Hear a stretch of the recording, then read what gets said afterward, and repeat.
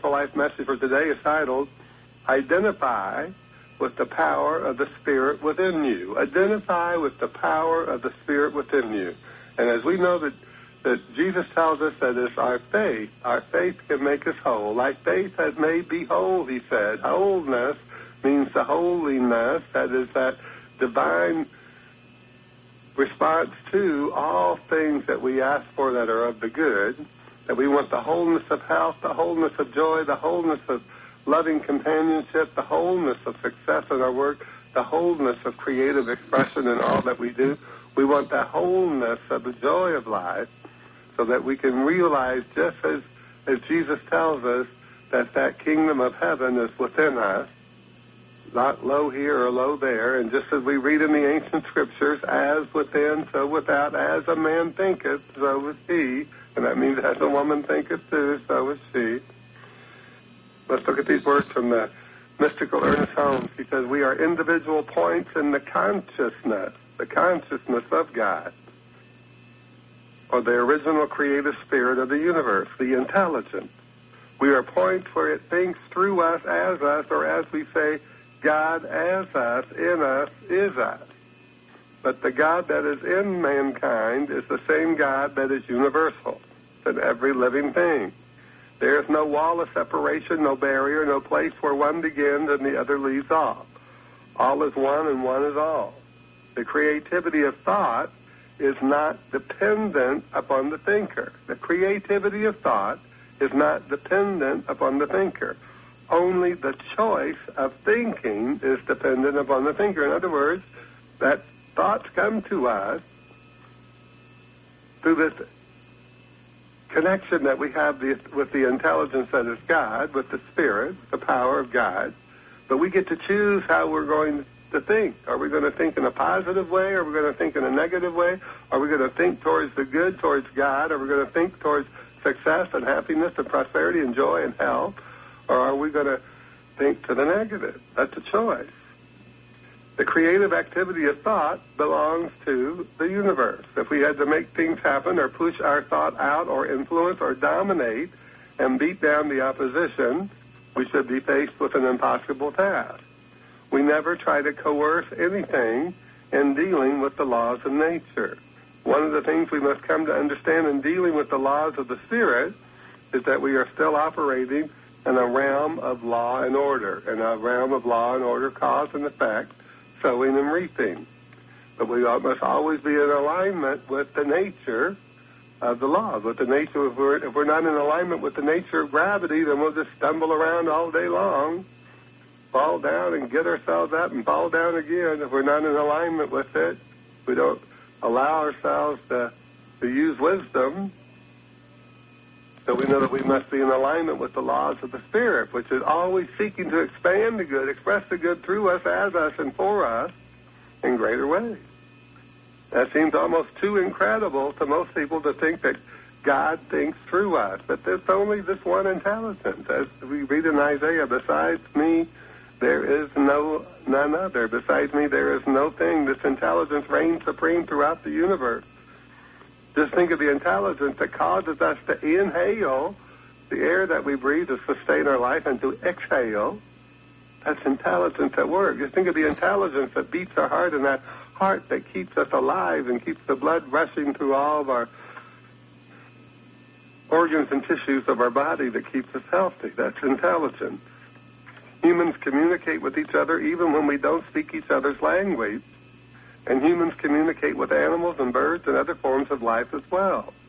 This is because this intelligence that permeates all of life makes this possible. It always brings the intelligence to the level of the filter in the mind of the species, to the level of its intelligence. You know, man is considered the intelligent species, although man does some of the most unintelligent things we can imagine. But everything is filtered through our mind based on a level of our belief and acceptance that we are intelligent, that we can know things, that we can do things, that we can be things. This is because this intelligence that permeates all of life makes this possible. But we must choose it. We're the ones that choose the thoughts, choose the ideas, choose those things to come to us.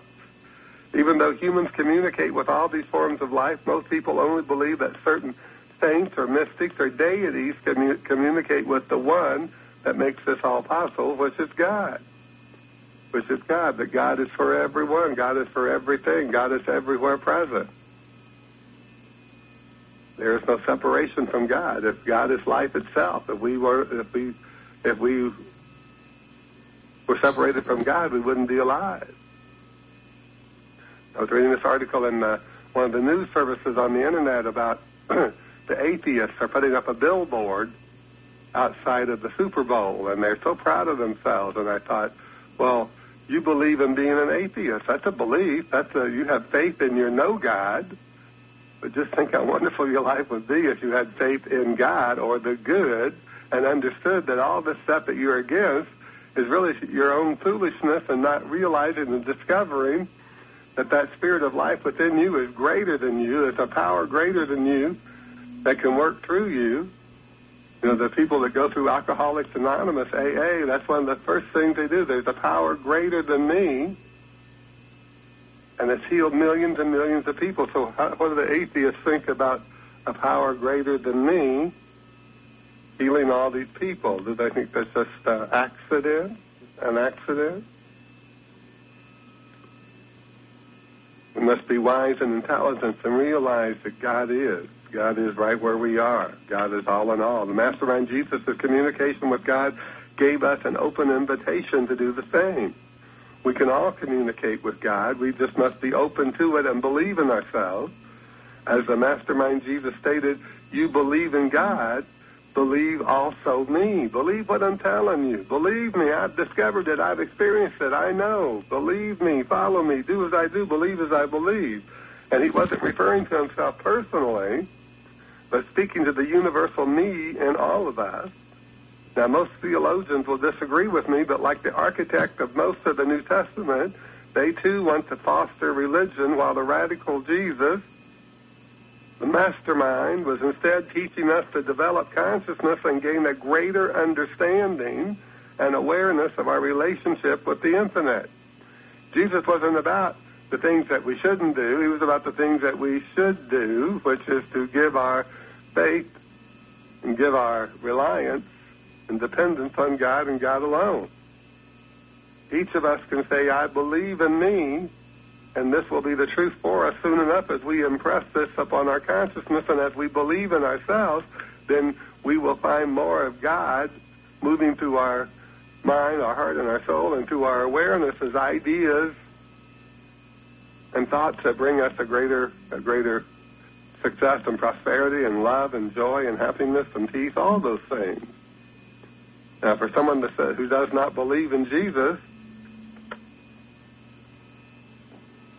it's real difficult for them to understand the power of spiritual laws, because Jesus demonstrated it more so than anyone else on the planet, and no one else has demonstrated it to the same degree since him.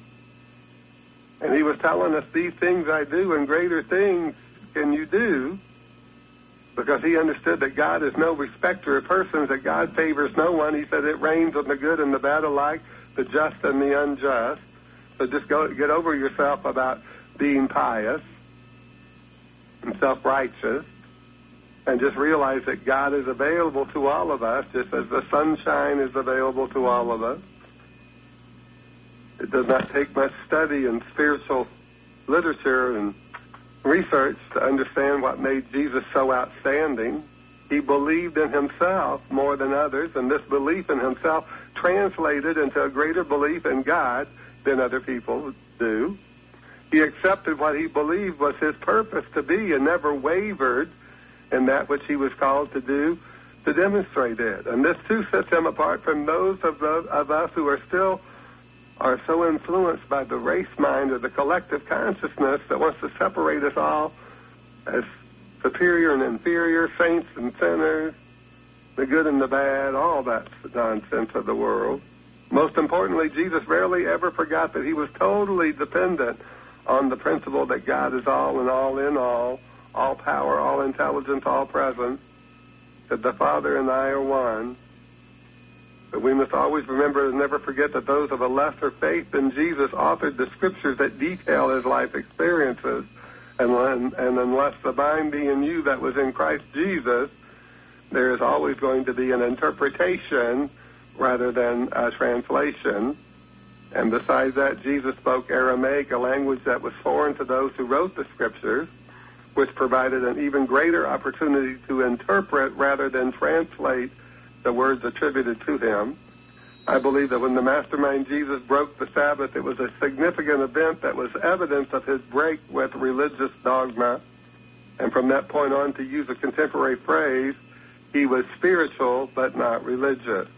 He realized and identified with the truth that God's love and law is available to everyone, and that means you and me, and that these laws are universal. Universal, immutable, changeless, eternal. And as we take that into our mind and we realize that as we follow Jesus, follow what he said, to believe in ourselves, thy faith, he says, has made thee whole. He didn't say my faith. Thy faith has made thee whole. Let's let those words ring true for us as never before and say, I believe in me. We must believe in ourselves. We must believe in our ability to choose rightly, to be decisive, to be specific, and to be definite. In no other way can the infinite respond to us affirmatively. We must identify with the power of the Spirit within us, more so than we identify with the surface stuff, with the physical, with the material part of us. In no other way can the infinite respond to us. As we study the way in which Jesus demonstrated the truth, we will find that he was always specific and definite. He always knew the point at which he expected and believed that God would be revealed and realized, and we can do this too.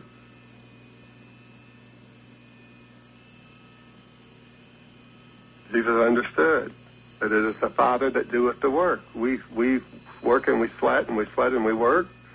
It's the Father that doeth the work. Keep your mind on God as you work. Keep your mind on God, and there'll be an ease to all things that you do and a purpose to all things that you do. Keep your mind stayed on God, on the good, and you'll find that that work becomes a creative expression that really doesn't make you tired. It just gives you a joy and a feeling of accomplishment and achievement. And it makes you feel good all day long. Now, the mystical Emma Curtis Hopkins wrote, you may know all things by a little persistence. You may know all things by a little persistence. Therefore, cultivate persistence. Get a good idea of what you can do and carry it out. Keep this word, I am satisfied with myself. How many of us can say that and truly believe it? I am satisfied with myself. I am satisfied with myself in the image of my health. I am satisfied with myself in the image of my prosperity and financial ease. I am satisfied with myself in the image of my relationships and friendships and loving companionship. I am satisfied with myself in my work and my compensation. I am satisfied with myself in my creative expression. As we keep saying that we are satisfied, I am satisfied with myself, then we know that we've already prepared our mind for God to bring forth something greater through us, a greater idea into our awareness. All ideas come from this infinite, invisible intelligence that already knew when Alexander Graham Bell invented that little primitive telephone, it already had the idea for the smartphone. But man's consciousness wasn't prepared for it. Mankind's consciousness wasn't ready for it. So we must prepare our consciousness for that something greater. So as we identify with the power of the Spirit within us, then we can let that identification become a greater awareness of God's image and likeness. You know, we read in the Scriptures, ancients told us that we are created in the image and the likeness of God. The image and the likeness of intelligence, the image and likeness of power, the image and likeness of spirit. And Jesus tells us that the Father is a spirit, and we must worship him in spirit and in truth. In spirit, so let's get into the spirit of life, get into the spirit of believing in ourselves, get into the spirit of being saying and understanding and having the awareness that I am satisfied with myself means that I'm doing all things. I'm striving for those things that I seek. And as I seek and I strive for them, as I take action, act on the ideas that come to me, act on the guidance that comes to me from that higher mind, that higher spirit, that higher level of intelligence, then I shall find within my experience something greater, something more wonderful, something more incredible to experience. We just have to take it into our mind that it's the truth for us and believe it and let it be so. Let's look at these words. This is from the mystical Ernest Holmes, his book, This Thing Called You.